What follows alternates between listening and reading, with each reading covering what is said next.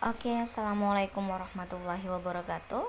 Hari ini kita sudah mulai materi untuk semester genap atau semester 2.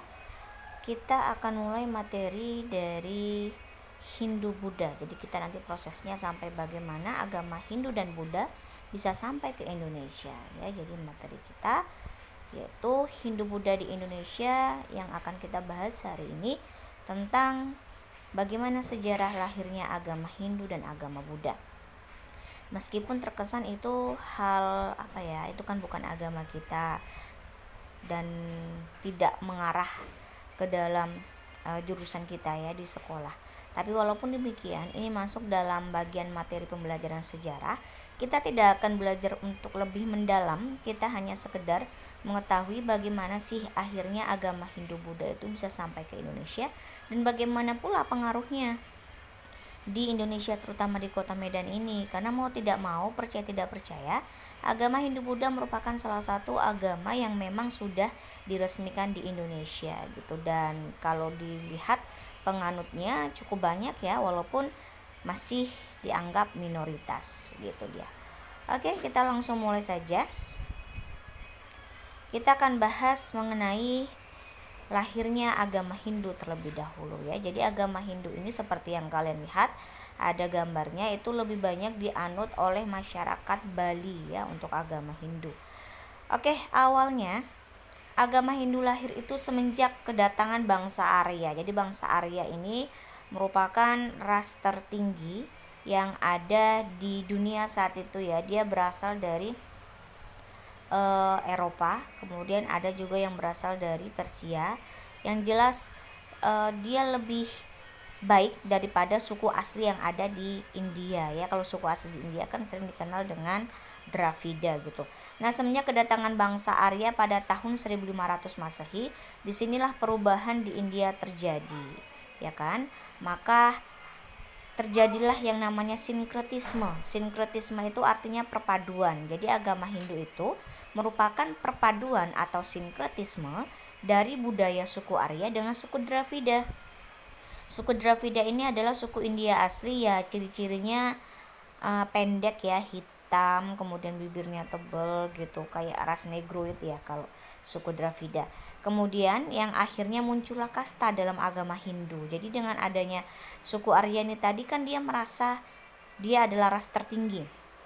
Kenapa? Karena dia tinggi, putih, tampan ya, rambutnya pirang, matanya biru, kemudian hidungnya mancung gitu. Jadi dia merasa tidak boleh sama dengan suku Dravida, maka dibuatlah yang namanya sistem kasta. Oke, itu dia untuk lahirnya agama Hindu.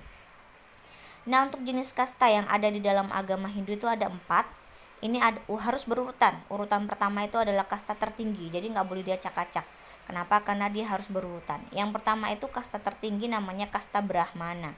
Brahmana ini adalah golongan pendeta atau golongan penyebar agama gitu. Jadi kasta Brahmana ini adalah kasta tertinggi karena dia menguasai agama Hindu gitu, seperti kitab-kitabnya dan lain sebagainya. Oke, itu untuk kasta pertama.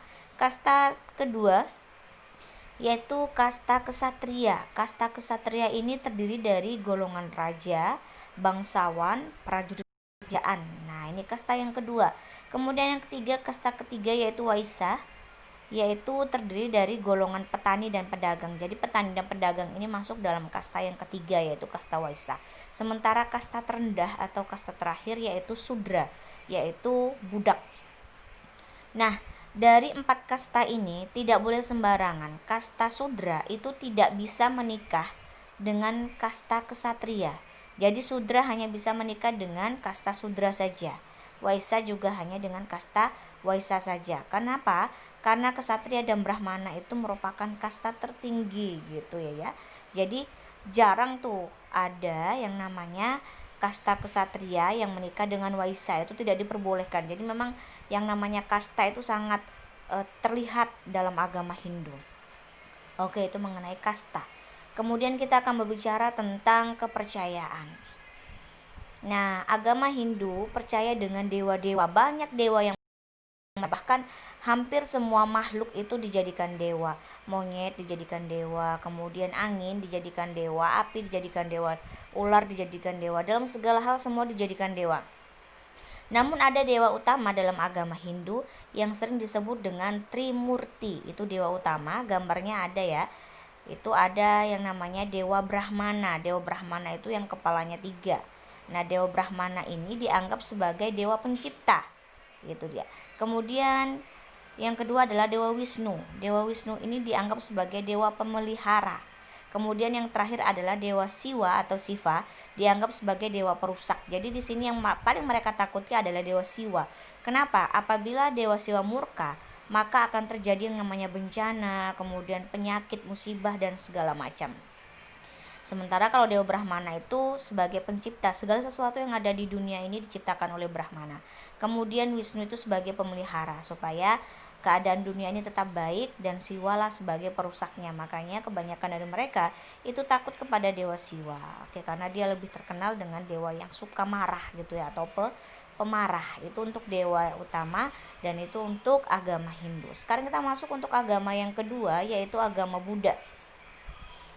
Nah, untuk agama Buddha lahir sekitar abad ke-2 Masehi, berarti tidak jauh-jauh dari agama Hindu.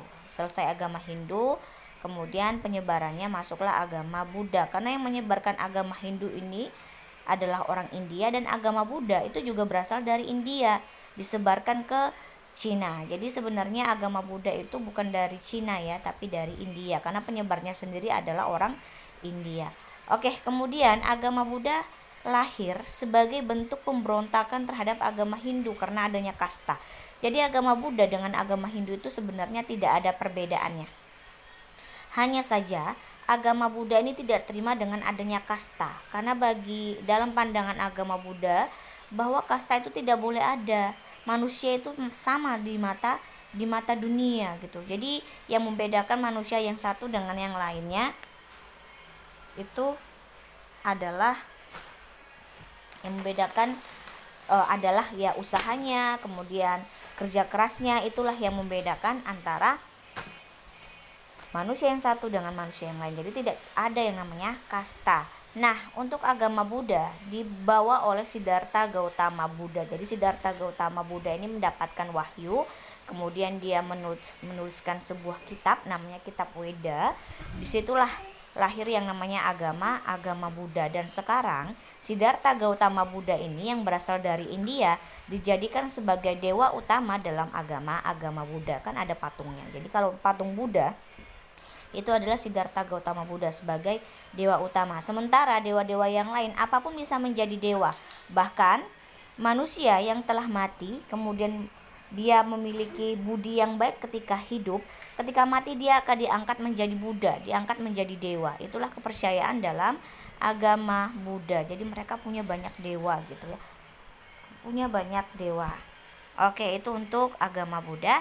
Nah, sekian materi kita untuk agama atau lahirnya agama Hindu dan Buddha. Untuk pekan depan kita akan bahas bagaimana sih proses masuknya agama Hindu Buddha ke Indonesia.